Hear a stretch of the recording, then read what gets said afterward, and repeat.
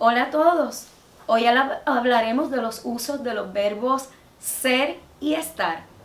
Estos generan ciertos problemas cuando se enseñan como lenguaje extranjero.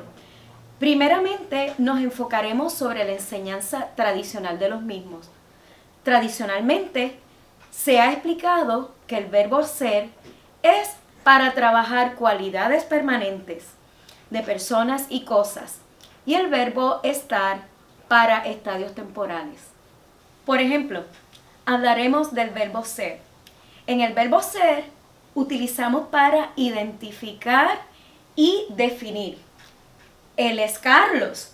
Carlos es mi sobrino. Otro uso que le podemos dar al verbo ser es para identificar características que no cambian. Carlos es moreno y alto.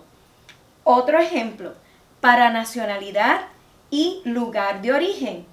Carlos es puertorriqueño, él es de San Juan, Puerto Rico. En el caso del verbo estar, podemos utilizar el verbo estar para identificar estados físicos, como por ejemplo, Carlos está delgado.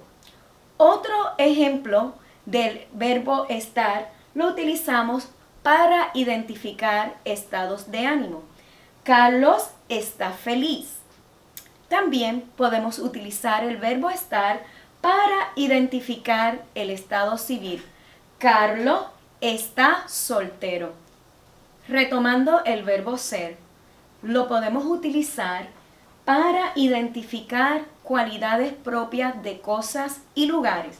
Por ejemplo, el perro es negro o el agua de la playa de Flamenco es bien clara. También podemos identificarlo para material y posesión. Las botellas de refrescos son de cristal. O también podemos decir, la camisa marrón es de mi hijo. En el caso del verbo estar, lo podemos utilizar para identificar el estado temporal de cosas o lugares. La camisa del niño está sucia. O para la postura corporal, el niño está acostado. Utilizamos el verbo ser para identificar profesión de alguna persona. Mi mamá es policía. Para el verbo estar, podemos utilizar la preposición de para identificar un trabajo temporal. Por ejemplo, mi papá está de jardinero. Con el verbo ser podemos utilizar para decir la hora. Son las 3 de la tarde o también para decir la fecha. Hoy es 7 de julio. También podemos utilizar el verbo ser para determinar el periodo del tiempo utilizando la tercera persona en singular. Es de día. O también podemos utilizar el verbo estar más una preposición para indicar la fecha. Estamos a 7 de julio. Podemos utilizar el verbo estar para situar en el tiempo. Estamos en primavera. O para ubicar el espacio.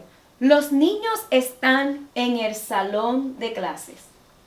En el caso del verbo estar, lo podemos utilizar para eventos y acontecimientos. La graduación es en España. Todos estos modelos o estos ejemplos suelen tener bastante sentido, pero en ocasiones, en determinados contextos, no se aplican. En este caso, podemos decir que principalmente lo que divide a estos dos verbos es la temporalidad. Ser puede ser interporalidad en atribución y estar temporalidad. Significa lo temporal. ¿Qué pasaría si yo digo mi perro está muerto? En ese caso, ¿cuándo mi perro va a resucitar?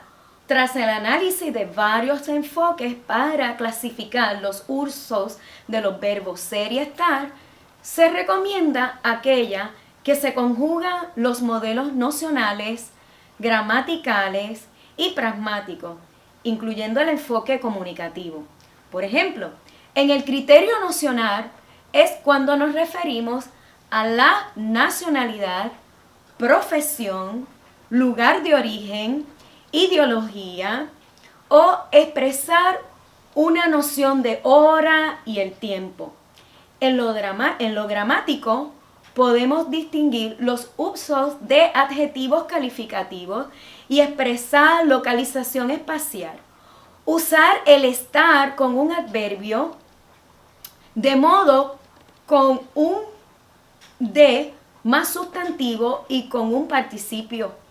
También podemos incluir el criterio semántico, reconocer cuando cambia el significado o en función del adjetivo calificativo. Por ejemplo, los colores. Si hablamos de los colores, podemos referirnos al verbo ser como consubstancial y al verbo estar como circunstancial. Un ejemplo es, si utilizamos el color rojo con el verbo ser, podríamos decir, la camisa es roja. Pero también, si utilizamos el color rojo con el verbo estar, podemos decir, Carlos está rojo de la vergüenza. Tiene contextos, definiciones diferentes el color rojo. Si utilizamos el color negro, podemos decir, el niño es negro. Pero si utilizamos el verbo estar, diríamos, la camisa está de color negra porque quizás está sucia. En el caso del color blanco, otro ejemplo sería, el perro es blanco. Pero también nos podemos referir al color blanco cuando una persona ha tenido algún miedo, algún susto, y podríamos referirnos a ella, está blanco del susto. En el caso del color verde, podemos decir, la farda es de color verde. Por ejemplo, en mi país, cuando una persona tiene mucha hambre, puede decir un ejemplo como, Rosa está verde del hambre.